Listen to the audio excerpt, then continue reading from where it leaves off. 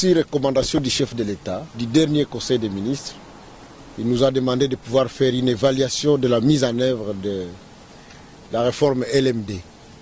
Et donc nous avons tenu à évaluer cette réforme avec le président du conseil d'administration et le secrétaire permanent des conseils d'administration des universités, des ISP et des IESTAT. Nous sommes aussi avec le secrétariat général, la direction d'études et planification. Nous sommes avec CPE.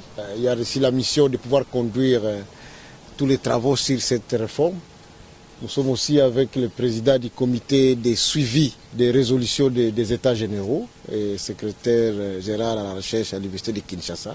Nous sommes aussi avec l'AIPA, le représentant des universités privées. Et nous avons donc évalué l'ensemble du processus qui a été mené jusque-là pour la mise en œuvre de cette réforme.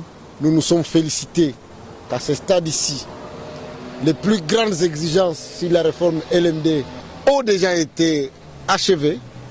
Nous avons élaboré les maquettes et ça va être la première fois que le pays dispose de cet instrument-là et que donc désormais nous sommes prêts pour les enseignements.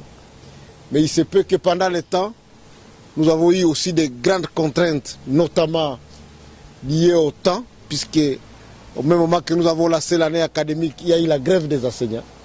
Cette grève qui vient de nous prendre pratiquement 2 mois, et donc qui ne peut pas nous permettre de pouvoir réaliser cette réforme selon le calendrier que nous étions fixés.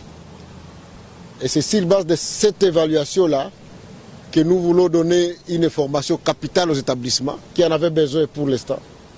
Celle de dire qu'au niveau de la généralisation horizontale de la réforme LMD, celle-là va être mise en application cette année.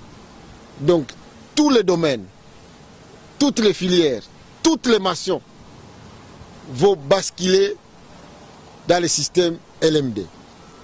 Mais au niveau de la généralisation verticale,